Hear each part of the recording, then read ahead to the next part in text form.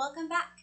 In this video, we will introduce the concept of independence between two random variables and provide some tools for checking or verifying independence. So we'll talk about independence in terms of the joint probability function, what it looks like, how we show independence. We will also talk about some unique results and consequences from independence. So think back to the very beginning of the semester when we were thinking about discrete random events. We know that two events A and B are independent if the probability of A and B is the probability of A times the probability of B. Now, like you might have guessed, there is a similar result that holds for distribution functions. So let y1 have distribution function or CDF, capital F of f1 of y1, capital F2 of y2 will be the CDF of y2. We then have joint CDF or joint distribution function, cap F of y1 and y2. y1 and y2 are said to be independent if the following is true. If the joint CDF is equal to the marginal CDFs multiplied. So the marginal CDF of y1 times the marginal CDF of y2. If they are not independent, these are then said to be independent. So here we're defining independence in terms of the cumulative distribution functions. It turns out that this result applies back to density and mass functions as well.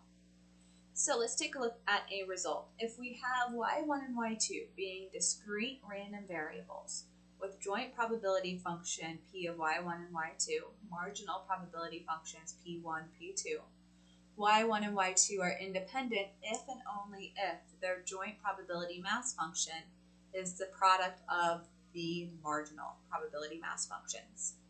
Same for continuous random variables. Continuous random variables y1 and y2 are independent if and only if their joint density function is the product of the marginal density functions. So let's take a look at one of our examples from the previous video and see whether or not we can apply this definition of independence. So we have our group of 3 Republicans, 2 Democrats, 1 political independent. We're selecting a committee of 2 people. Is y1 dependent on y2? Now, right away, we should have some intuition that yes, these are dependent variables. It's not possible, for example, for y1 to be equal to 2 and y2 to be equal to 2, because if we have 2 Republicans and 2 Democrats, well, then we have a committee of 4 that's supposed to only hold 2. So we have some limitations there. Looking at the marginal distributions, which we found previously, we can choose any pair here, say y1 equals 1, y2 equals 1. If we find their joint distribution function looking in the table, we get 6 out of 15, or 0.4. If we take the marginal products, we get 8 over 15 times 9 over 15, or 0.32. Because those are not equivalent, we do not have independence. These are dependent variables. In the discrete case, all we have to do is find one counterexample where this definition of independence doesn't hold. We don't need to verify for all pairs. Now let's look at the continuous case. Let's take a look at this joint PDF. F of y1 and y2 is 6 times y1 times y2 squared. y1 and y2 are defined both over 0, 1. Let's show that these are independent random variables. First, we'll need to find the marginal PDFs. Now, I've already done this for you off screen. I'll leave it to you at home to verify that the marginal of y1 is 2y1. The marginal of y2 is 3y2 squared. If I take the product of those, we get our joint PDF back. The marginals return the product. So f of y1 and y2 are in fact independent because we can factor that joint PDF into the product of the marginal distributions. Pretty cool. Let's take a look at another example. So f of y1 and y2 is equal to 2 for 0, less than or equal to y2, less than or equal to y1, less than or equal to 1. Now there are actually 2 properties here that are going to force this distribution to be dependent. Let's start with the marginal distributions first. So again, doing the work off screen, we get the marginal of y1 to be 2y1, the marginal of y2 to be 2 times 1 minus y2. If I multiply those, I get 4y1 times 1 minus y2, which is definitely not 2, so we are failing to satisfy that criteria there. There's actually a second condition that is making y1 and y2 dependent. It's the bounds. If we take a look at where these variables are defined, y1 and y2 are linked. y1 cannot be greater than y2. So the value of y1 limits the range for y2 and vice versa. So just from the bounds, we can tell that these should be dependent variables. Now, based on the previous 3 examples, do you think there's a faster way to test for independence of random variables? It turns out that there is. So let's let y1 and y2 have a joint density function, y1, y2, that's positive or defined if and only if a is less than or equal to y1, which is less than or equal to b, and c, which is less than or equal to y2, is less than or equal to d.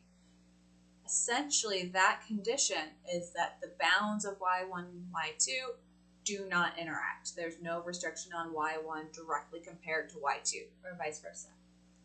y1 and y2 then are independent variables if and only if we can factor the joint PDF into some function g of y1 alone times some function h of y2 alone. What this does for us is eliminate that step of having to find the marginal PDFs. Now, it turns out that these marginal PDFs will be proportional to whatever these functions g and h actually are. We might be off from the marginal PDF by just a constant when we define these. It also turns out that these functions g of y1 and h of y2 are not unique. There are multiple ways to factor, again, all coming down to a proportionality constant.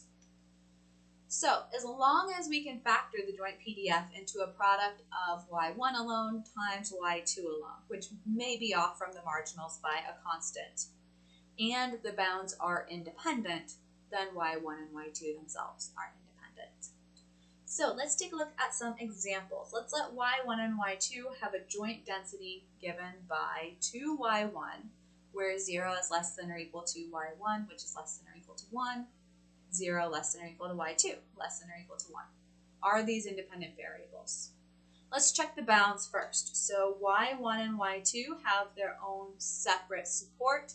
They do not interact. There's no restriction on y1 depending on y2, etc. Further, we can factor this joint PDF into a function of y1 alone. 2y1, for example, would be one such function. A function of y2 alone, say just 1. If we take the product of those, we get the joint distribution. We get the joint PDF. Because the bounds are independent, we have independent variables. Let's take a look at another example. So let's let y1 be the total time between a customer's arrival in the store and leaving the store. y2 here is the amount of time the customer spends in the checkout aisle of the store. Our joint density of the variables is e raised to the negative y1. For 0, less than or equal to y2, less than or equal to y1, less than or equal to infinity. y1 and y2 are dependent variables. Even though we could take this joint density function and factor it into a part related to y1 alone, say e raised to the negative y1, and a part related to y2 alone, say for example 1, the bounds are what's failing us. y1 must be greater than y2. There's a limitation there, there's a restriction there. So y1 and y2 must be independent variables. Now that's it for independence. We'll take a look at some consequences of independence and what this can really do for us a little bit later in the course. I'll see you in the next video.